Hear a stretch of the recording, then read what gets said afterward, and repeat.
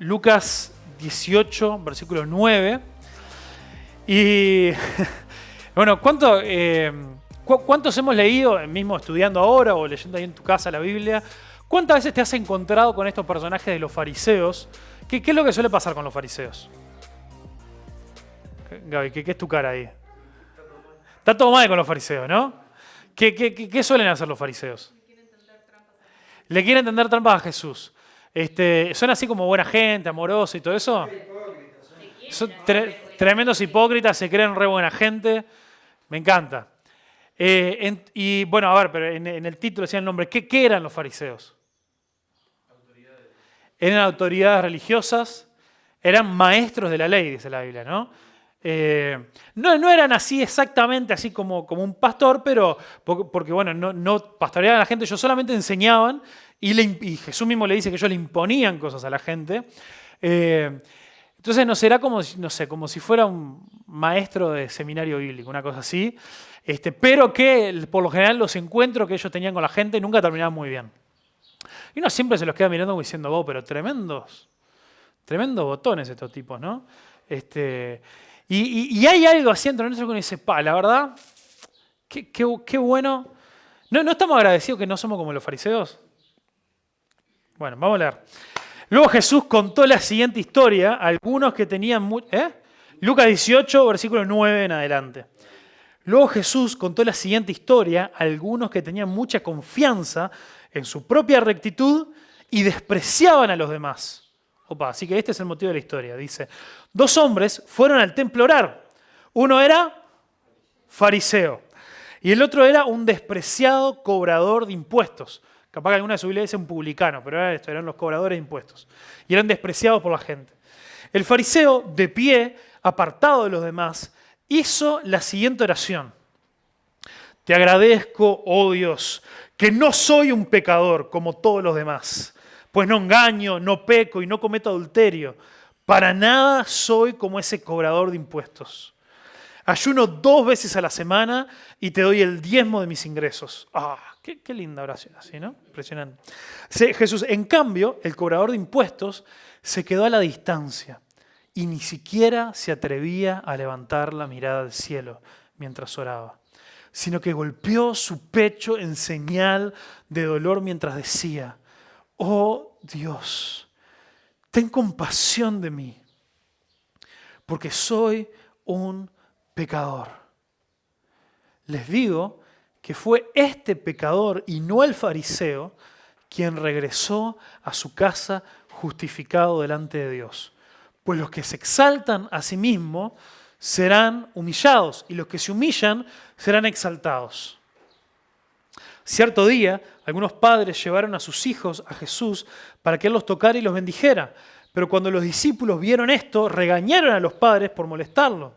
Entonces Jesús llamó a los niños y le dijo a los discípulos, dejen que los niños vengan a mí, no los detengan, pues el reino de los cielos les pertenece a los que son como estos niños. Les digo la verdad, el que no recibe el reino de Dios como un niño, nunca entrará en él. Bueno, yo sé que dicen, me leíste 2 historias y no tienen nada que ver una con la otra. Aguánteme un ratito. Entonces Jesús comienza esta historia diciendo la razón por la que iba a contar esta historia, dice porque había mucha gente que tenía mucha confianza en su propia rectitud, en su justificación, es decir, que yo soy bueno delante de Dios. Y esto lo vemos constantemente en este mundo, incluso con aquellos que no son cristianos, lo vemos cuando a veces compartiéndoles el evangelio, hablándoles, y uno pregunta, pero ¿vos cómo estás con Dios? Si cuando tu vida termine, cuando te encuentres con Dios, ¿qué va a pasar contigo? ¿Tu vida está en las cuentas claras con Dios? Miren, la enorme mayoría de la gente, excepto que te digan, mirá, yo no creo en Dios, no me importa, te dice, claro que sí, si yo soy buena gente, si yo no he hecho nada malo, si yo trato, todos tenemos errores, pero yo trato de vivir bien, yo no le hago mal a nadie. Y es increíble porque eso es lo común que uno escucha, lo más normal. Y uno dice, si eso fuera cierto, el mundo no debería estar como está. Pero por lo general, la enorme mayoría de la gente tiene esa actitud de decir, no, pero yo soy buena gente, yo he hecho las cosas bien, y las cosas que no he hecho las cosas bien tengo mis razones, Dios me entiende y no pasa nada.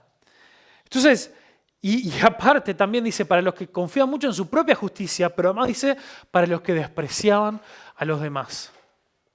Y hay mucho tipo de personas que desprecian a los demás. Algunos, es muy obvio, es muy evidente, es muy externo la forma en la que desprecian a otros. Pero muchos de nosotros a veces sabemos cómo actuar y cómo tratar a los demás cuando nos ven, pero el desprecio hacia los demás se da acá adentro. Se da en lo que nosotros pensamos de otros o se da en cómo nosotros pensamos de nosotros mismos en relación a los demás. Y nosotros de verdad nos creemos que somos mucho mejores que otros y nos creemos que estamos así, recontra bien. Entonces Jesús cuenta ahí esta historia en la cual se trata de esto, se trata de nuestra autojustificación delante de Dios. Y esto siempre, cuando nosotros nos sentimos autojustificados, siempre está ligado al despreciar a otros. Siempre está relacionado. ¿Por qué? Porque cuando uno se cree que uno en sus fuerzas puede agradar a Dios, que uno en sus fuerzas está todo bien, lo que significa es que miramos a nuestro alrededor y decimos, pero los demás no. Y empezamos, y la autojustificación siempre hace que la lupa no esté sobre nosotros, sino esté sobre los demás. Entonces, cuando nosotros no vemos nuestros errores, cuando nosotros no reconocemos nuestras falencias, nuestro pecado, lo que empezamos a ver es, vemos cada vez más los errores y los pecados de la gente que nos rodea y de los demás. A veces podemos decirlo, a veces podemos tener actitudes que lo demuestren, pero muchas veces no. Muchas veces eso es algo que simplemente pasa acá en nuestra cabeza y en nuestro corazón. Entonces, creer que nosotros podemos lograr agradar a Dios por medio, agradar por nuestros propios medios a Dios, un santo, santo, santo, es tan arrogante como ridículo, pero lo hacemos a diario. Juan Calvino, un teólogo ahí muy importante de ahí de la Reforma, como del 1500, dijo, la sabiduría real y verdadera consiste en el conocimiento de Dios y de nosotros mismos. Y estos son procesos complementarios. Si nosotros no podemos decir que conocemos a Dios si no nos conocemos a nosotros mismos, y no podemos decir que nos conocemos a nosotros mismos si no conocemos a Dios. ¿Por qué? ¿Por qué es esto? Porque si nosotros decimos que nosotros nos conocemos a nosotros mismos sin conocer a Dios, ¿cuál es la verdad que se aplica? Dice la palabra de Dios en Jeremías 17, dice que engañoso es el corazón más que todas las cosas. Nosotros no nos podemos conocer a nosotros mismos de verdad, profundamente.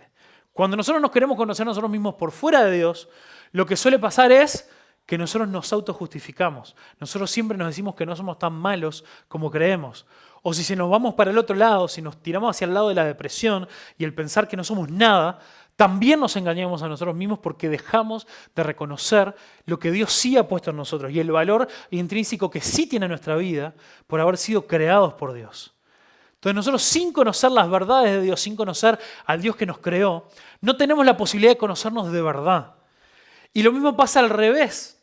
Si nosotros no nos conocemos a nosotros mismos de verdad, no podemos conocer profundamente a Dios. ¿Por qué? Porque si nosotros no miramos hacia nuestro corazón y vemos lo chiquitito que somos, vemos lo insignificante que somos, vemos incluso la gravedad de nuestro pecado, nunca vamos a poder ver lo grande, lo enorme, lo santo, santo, santo, lo bueno, lo amoroso que es Dios.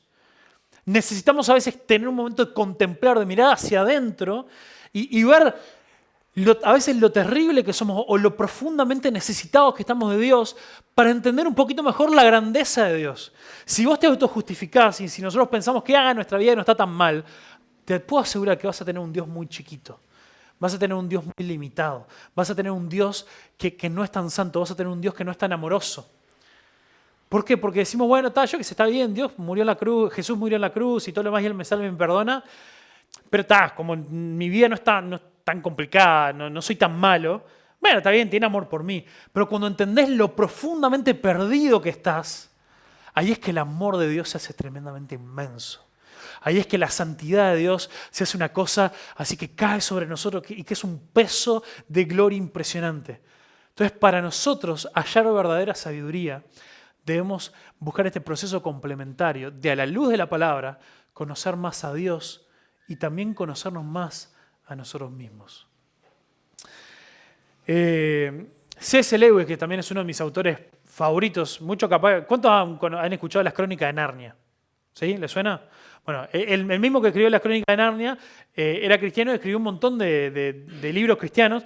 y en uno de los libros más conocidos de él, cristianos, que llaman Mero Cristianismo, dice, en Dios te encuentras a alguien que es en todo sentido incomparablemente superior a ti, a menos que sepas que Dios es así y entonces sepas que no sos nada en comparación, no conoces a Dios en realidad. ¿Ves lo que yo les decía, no? Mientras seas orgulloso, no puedes conocer a Dios. Un hombre orgulloso siempre mira hacia abajo a las cosas y a las personas y, por supuesto, mientras miras hacia abajo, no puedes ver nada que esté sobre ti. ¿Se entiende, no? Entonces, así es que nosotros llegamos a esta historia en la cual tenemos a dos personas que van al templo a orar, a presentarse delante de Dios, un fariseo y un cobrador de impuestos. Entonces ya habíamos dicho hoy que el fariseo es un doctor de la ley, era un erudito, un teólogo que enseñaba, y el publicano o el cobrador de impuestos dice ahí que era muy odiado, y ya hemos visto en algún otro pasaje que nos hemos encontrado con algún otro cobrador de impuestos, ¿por qué eran tan odiados? Porque en ese entonces que el pueblo de Israel estaba bajo el dominio del Imperio Romano, los cobradores de impuestos eran judíos que se habían vendido a este imperio opresor y habían ahí como negociado con ellos y habían dicho, bueno, ellos necesitaban a judíos que entendieran mejor el idioma, que entendieran las costumbres, que conocieran a la gente, para poder meterse y saber exactamente a quién le tenían que cobrar qué cosa. Y eran los impuestos que le iban a cobrar para hacer rico al imperio y para debilitar también al pueblo judío. Entonces estos eran personas que se habían vendido y por eso eran tan odiados. Y dice que las dos personas fueron al templo a orar y a buscar a Dios. Entonces, veamos un poco la postura del fariseo. Dice que el fariseo, ¿cómo fue a orar? ¿Cómo dice ahí versículo 11? Engrandecido. Con el ego a flor de piel. Acá en mi versión dice que estaba de pie. Se fue y se puso de pie. Y aparte dice que estaba apartado de los demás. Estaba tirando por él. Entonces, imaginémonos, ¿no? El fariseo llega ahí, él cree que es importante, él se cree autojustificado. Entonces mira a los demás a su alrededor, busca un lugar apartado de los demás. ¿Se acuerdan? ¿Cuánto miramos el Chavo del Ocho? Decía, ¿no? No te juntes con esta chusma, ¿no? Entonces, él estaba apartado de la chusma y ahí de pie en algún lugar donde todos lo pudieran ver, puesto de pie, dice que esto puesto de pie, no tiene nada malo orar de pie, pero Jesús cuando nos cuenta historias, cada detalle a veces tiene su importancia. Esto nos habla de que él, al presentarse delante de Dios en el templo, puesto de pie significa que él mantenía su dignidad. Acá viene mucha gente a ofrecer sacrificios, a arrodillarse y todo lo demás. Yo me quedo de pie porque yo soy digno de estar acá. Yo me quedo apartado de los demás porque yo soy mejor que los demás. Él no pertenecía con el resto, se creía santo, literalmente que dice que está apartado de los demás. ¿Saben que la palabra santo significa apartado? En su significado más básico. Entonces, literalmente, él se quedó santo de los demás, se quedó apartado de los demás. Y así es que él comienza a orar. Ya nomás su actitud física decía mucho de lo que había en su corazón. Y ahora sus palabras revelan más. Qué lindo cuando comenzamos nosotros a orar siendo agradecidos, ¿no? Está bueno orar a Dios y ser agradecidos. Bueno, el fariseo comenzó siendo agradecido. El problema con qué estaba agradecido. Dice, gracias, te agradezco, Dios, que no soy un pecador. La verdad que si te haces una lista de agradecimiento y arrancás con eso, está tremendo, ¿no? Te agradezco, Dios, que yo no soy un pecador como la chusma, ¿no? Como todos aquellos que están allá atrás mío. Qué bueno que yo no soy así. ¿Y esto qué significa? Él estaba agradecido con Dios, él estaba agradecido consigo mismo. Él estaba agradecido con que, qué tremendo que soy, ¿no? Qué fenómeno. Se dice que oraba consigo mismo. Exacto. Oraba con Dios. Tremendo. Oraba consigo mismo y le decía, te agradezco. Se consideraba una clase completamente aparte del resto. Y él se autojustificaba, se creía mejor que los demás en base a dos cosas. Se consideraba mejor en base a pecados que él no hacía. Dice, te agradezco que no soy un pecador como todos los demás, porque no engaño, no peco y no cometo adulterio. Entonces él se consideraba mejor por pecados que él no hacía es interesante que él, bueno, por lo menos era honesto, pero entre todos los pecados que hacía, no dijo, te agradezco porque no soy orgulloso. No podía decir eso. Justo era muy selectivo con los pecados que él seleccionaba, ¿no? Para estar agradecido que él no hacía. Y eso pasa cuando hay orgullo en nuestra vida. Nosotros solemos poner nuestra vista en las cosas que hacemos bien y la ceguera espiritual no nos permite ver las otras cosas en las cuales estamos arruinados. Y la primera cosa es el mismo orgullo, si nosotros nos creemos mejor que los demás. Entonces, él se consideraba justo en base a los pecados que no había cometido y también con las obras que él sí hacía.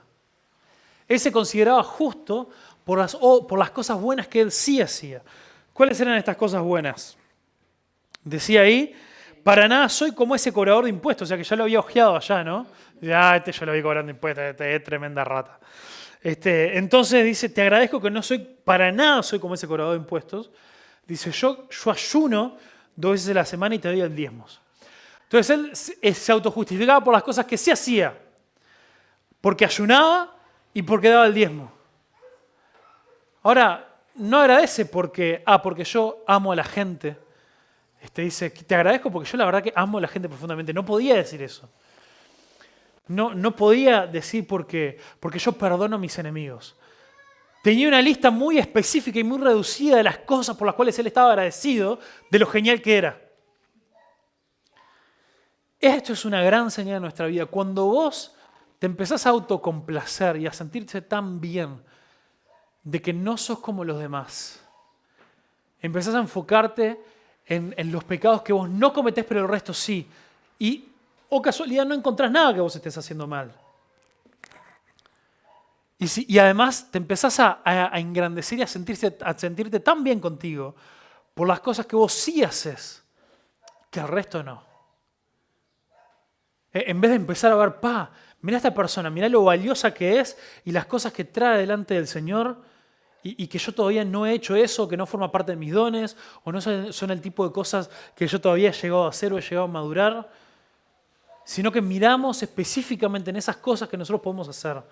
Y seguramente cuando es así no es por una verdadera entrega a Dios, sino es porque lo hacemos en nuestras fuerzas, en nuestra carne, en nuestro propio esfuerzo, en las cosas que nos son más cómodas o que nos son más fáciles de hacer. Algunos de nosotros, de los que por ejemplo hemos crecido toda la vida en la iglesia, hay cosas que nos salen más fácil. Por ejemplo, a algunos de nosotros nos es mucho más fácil que a otros no decir malas palabras. Y es necesariamente porque tenemos una tremenda y profunda relación con Dios. A veces simplemente por costumbre, porque donde crecimos no se decían malas palabras. Y aprendimos que eso es como lo correcto y andamos por la vida diciendo, gracias a Dios porque yo no soy tan boca sucia como aquel. ¿Es porque vos tenés una vida así completamente entregada a Dios? ¿O es simplemente porque no te es costumbre hacerlo? Gloria, genial que sean las dos cosas, pero a veces nos comparamos con los demás en base a las cosas que en nuestra propia fuerza nos es fácil hacer. Y eso no significa que lo estemos haciendo porque es el Espíritu de Dios que está trabajando en nosotros para ir creciendo y madurando nuestra fe. Y además también tiene el atrevimiento de señalar a quienes consideran inferiores a él. ¿Vieron que señala al cobrador de impuestos? Gracias que no soy como él. Qué zarpado, ¿no? Vamos a ver la postura entonces del cobrador de impuestos. Dice que él, en el versículo 13, a la distancia, dice, él se quedó lejos. Uno se apartó a sí mismo, seguramente acercándose hacia el templo. El otro dice que estaba hacia la distancia, apartado de los demás, y la forma en la que lo dice es el efecto completamente contrario. Él se apartó porque no se sentía digno de estar entre los demás. No se sentía digno. Dice que tenía su cabeza inclinada en reverencia a Dios. Es lo opuesto del otro que estaba de pie, ¿no? Así mientras miraba al resto, no sé qué, miraba al cielo y oraba. Este otro ni se atrevía a levantar la cabeza. Y dice también que se dolía por su pecado. Dice, sino que aparte dice que golpeaba su pecho en señal de dolor. Su pecado le afectaba tanto que le dolía físicamente y que él se golpeaba su pecho porque decía, no puede ser. lo lejos que estoy de ti, Señor. No puede ser como mi vida, como yo, quizás estaba pensando en eso, cómo le vendí mi vida a los romanos que han traicionado a tu pueblo. No puede ser, Señor, cómo lucho internamente con tantas cosas que no deberían ser así y me duele. Y dice que se golpeaba su pecho. ¿Y cómo fue que él oró? Dice que pedía compasión. No estaba agradecido por lo genial que era. Pedir compasión es decir, Dios, yo reconozco que merezco lo que debería pasar conmigo y lo que sería justo es que vos castigues mi pecado. Sin embargo, ruego por compasión. No te estoy pidiendo que me des algo que merezco, te estoy pidiendo que me des algo que no merezco. Que es tu gracia, que es tu perdón. Ruego por compasión. Ese porque soy un pecador. Él reconoce su condición de pecador. Y esto es importante. Él no dice, reconozco que pequé, sino dice, reconozco que soy un pecador. Y en este mundo, incluso en las iglesias, tantas veces nosotros queremos separar, queremos disociar, queremos hacer de cuenta que son cosas completamente distintas, nuestro pecado de nosotros mismos, ¿no? Y a veces ahí aparecen como frases, bueno, fue el diablo que metió la cola y me hizo hacerlo, y la tentación y no sé qué. Y tratamos de hacer como que una cosa soy yo, que yo soy bueno y yo soy tierno y está todo bien conmigo, y otra cosa es mi pecado. Ahí esos momentos de debilidad. ¿Tenemos momentos de debilidad? Claro que sí. Pero qué importante es que cuando nosotros nos presentamos delante de Dios, acá no es tipo, mi pecado y no sé qué, es tipo, yo soy un pecado, es quien yo soy. Es como yo estoy delante tuyo, Dios. Y cuando nosotros reconocemos que somos pecadores, que reconocemos que por ser pecadores necesitamos profundamente a Dios, eso en lo que termina resultando es que nosotros ahí verdaderamente podemos estar en una posición en la cual podemos recibir la gracia y el perdón de Dios. Porque si nosotros decimos, yo soy bueno, pero yo a veces peco, entonces, ¿quién tiene que ser perdonado? ¿Tu pecado? No, vos tenés que ser perdonado. Vos tenés que recibir una vida nueva, no tu pecado, como si lo pudieras separar. Entonces, nosotros, tengo el WhatsApp abierto y cerrarlo capaz. Entonces nosotros tenemos que venir delante de Dios con esa actitud, reconociendo que somos pecadores, no solamente que hemos pecado, que nuestro corazón está completamente necesitado del perdón, del amor de Dios y de que Él haga algo en nuestra vida, porque si no estamos perdidos. Ahora, en el versículo 14 dice, les digo que fue este pecador y no el fariseo quien regresó a su casa justificado delante de Dios, perdonado, le dijo Jesús. Entonces, ¿quién era mejor de los dos? Les pregunto, ¿quién era mejor de los dos? Sí. El punto de lo que Jesús quiere decir es que ninguno de los dos era mejor. Los dos eran completamente pecadores delante de Dios. Solamente que uno volvió justificado. Y el ser justificado delante de Dios es justamente no es porque yo soy mejor, no es que haya absolutamente nada en mí. Yo ni siquiera puedo ser mejor en que yo reconocí mi pecado, porque todo eso es una obra de Dios en mí. El mismo hecho de que mis ojos sean abiertos a mi propia maldad, a mi propia necesidad de Dios, es una obra del Espíritu Santo en nosotros y ni siquiera, y hasta por eso tenemos que estar agradecidos. Entonces el punto de Jesús es que los dos eran terribles, los dos eran pecadores, los dos estaban necesitados de Dios. Uno nunca lo pudo ver y el otro al verlo recibió perdón. Entonces podemos llegar a este punto y preguntarnos, ¿no? ¿Qué habrán pensado los discípulos que lo estaban escuchando? Jesús dice ahí también, ¿no? Esto lo repite, ya en Lucas 14 ya lo habíamos visto, Jesús ya dijo lo mismo. Los que se exaltan a sí mismos serán humillados, pero los que se humillen, Dios los va a exaltar. ¿Qué habrán pensado los discípulos? Mirá, bueno, entre nosotros tenemos hasta un cobrador de impuestos. Qué bueno que no somos como los fariseos. Qué genial que no somos como los fariseos. ¿No? ¿No decimos a nosotros a veces?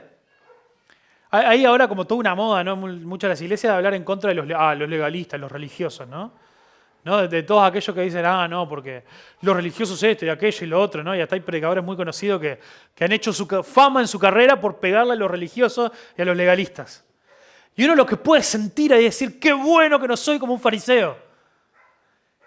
¿Y en qué nos convertimos si decimos eso? En un fariseo. ¿Por qué? Seguí leyendo unos versículos después. Una historia que parece no tener nada que ver.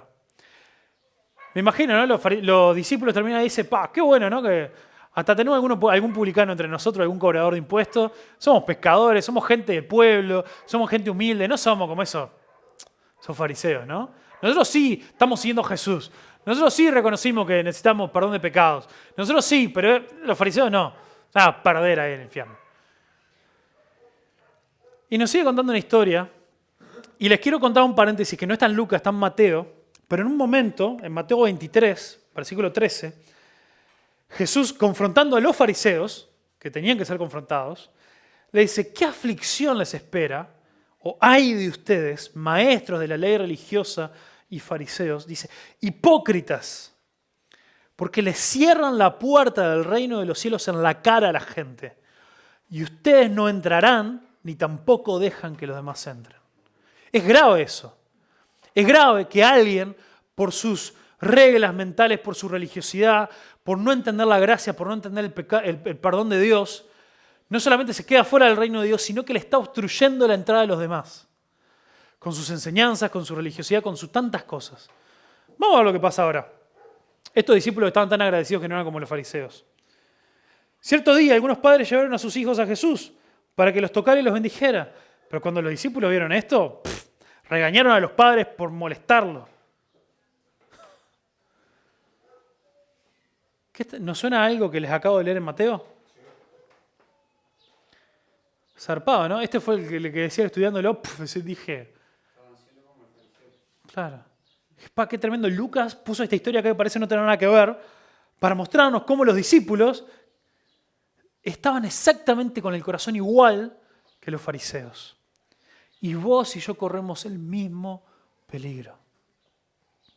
Entonces Jesús le dijo, no los detengan, porque el reino de Dios les pertenece a los que son como niños. A los que son como niños. Siempre nos preguntamos, bueno, ¿qué significa ser como niños para Jesús en esto? Bueno, lo podemos relacionar con el cobrador de impuestos. Ese niño que los niños que entienden que en su humildad, que en su sencillez, se acercaban a Jesús y lo que querían era estar con Él.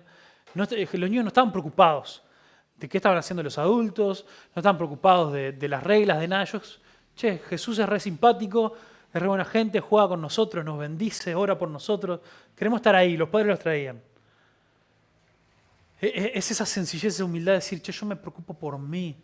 Y si yo entiendo que hay gente hipócrita, es la paradoja de la gente que dice, yo no voy a la iglesia porque está lleno de hipócritas. Bueno, vení, sumate a nosotros que pertenecés bárbaro ahí entonces, en medio de los hipócritas. Yo no me junto con esa gente porque hoy hablábamos también en la clase de autismo, ¿no? Cuando a veces a cuántos empiezan a contar de que ahora siguen a Jesús y la gente que se burla dice, pero cuando apenas te equivocas en algo ya te agarran de pinta, ¿no? Y te dicen, pero bueno que va a la iglesia, no sé qué. Exactamente, porque estoy reconociendo que necesito y que solo no puedo y que necesito ayuda y que necesito una vida nueva y que necesito el perdón de Dios constantemente en mi vida. Ese es el corazón de alguien que se tiene que acercar a Dios. Entonces, estos discípulos hasta le impidieron a los niños que llegaran a Jesús y lo despreciaron. Entonces, los niños aparecen como un sinónimo de humildad y también de esa vulnerabilidad, esa fragilidad. Y es con esa fragilidad, con esa vulnerabilidad con la que vos y yo nos tenemos que acercar a Jesús sin preocuparnos del resto, sin preocuparnos de lo que está haciendo otro, sin preocuparnos de cuáles son los pecados de otro, sin preocuparnos cuáles son las cosas que a otro le falta crecer o le falta madurar, o quizás las cosas que yo ya hago bien, pero hay otros que no, y estamos ahí como tentados a decir, No, sino el Señor nos dice, vos, fíjate cuáles son las cosas en las que vos estás siendo desafiado a crecer. Entonces, quienes necesitan ayuda para llegar al reino de Dios son quienes más cerca están de Él. Entonces Jesús dijo, les digo la verdad, el que no reciba el reino de Dios como un niño nunca entrará en Él. Y es interesante este detalle, que no dice que los niños vinieron a Jesús. Dice que los padres los estaban trayendo. Los niños solos no podían llegar a Jesús, necesitaban que los padres los trajeran. Me enconjuguecí mal el verbo. Necesitaban ayuda. Y de la misma manera, si nosotros reconocemos que solo no podemos, que nosotros necesitamos a Dios en nuestra vida, necesitamos, ni siquiera nosotros podemos venir a Jesús, necesitamos que Dios mismo nos agarre de los pelos y nos traiga. Así como Dani nos contaba hoy en su testimonio, de cómo Dios la llamó una y otra vez. Entonces ese tiene que ser nuestro corazón al acercarnos a Dios. Yo quiero desafiarte hoy que vos puedas entregarle tu vida profundamente a Dios. Entregarle tu vida y decirle, Dios, yo te necesito, yo quiero dejar de preocuparme por lo que hacen los demás, quiero dejar de preocuparme por los pecados que cometen otros, quiero dejar de preocuparme por las cosas o dejar de concentrarme en las cosas que estoy haciendo bien. Quiero preguntarme hoy cuál es mi próximo paso, cuál es la cosa a la que Dios me está desafiando hoy para que pueda hacer. Así que vamos a orar al Señor y a pedirle que Él obre en nuestra vida y que vos también puedas entregarle tu vida a Dios. Padre, en el nombre de Jesús queremos venir delante tuyo, Dios, y rogarte que nos ayudes a ser como niños. Ayúdanos, Señor, a acercarnos, Señor, con esa sencillez y a decir, te necesito, Dios, más que nada. Te necesito, Señor, por sobre todo. Dios, soy pecador, que quiero agachar mi cabeza, Señor, no me siento digno, pero recibo, Señor, tu compasión, recibo tu perdón, recibo tu amor, Señor. ¿Cuánto te necesito? No quiero que ni siquiera mi humildad, no quiero ni siquiera alzar los ojos para mirar a los orgullosos y pensar que soy mejor que los orgullosos porque soy humilde. Porque eso sería la paradoja más ridícula del mundo. Quiero dejar de mirar a otros y mirar ahora qué es lo que está pasando en mi vida y a qué cosas vos me estás desafiando. ¿Cuál es mi siguiente paso? ¿De qué me tengo que arrepentir hoy? ¿En qué puedo comenzar a seguirte hoy? Para poder recibir tu amor y para poder recibir, Señor, tu perdón. Gracias, Dios. Te necesito. Te necesito profundamente. Yo, Facundo, hoy te necesito. Señor, lléname, Dios, de tu espíritu. Lléname, Dios, de tu bondad. No hay nada, Señor, en este mundo que se pueda comparar a tu presencia, que se pueda comparar a ti, Señor. Obra, Dios, en nuestras vidas. Obra en nuestra iglesia, Señor. Que estemos tan abiertos, Señor, a recibir tu gracia y tu perdón, que podamos ser inundados con la presencia y el poder de tu Espíritu Santo. Por favor, Señor.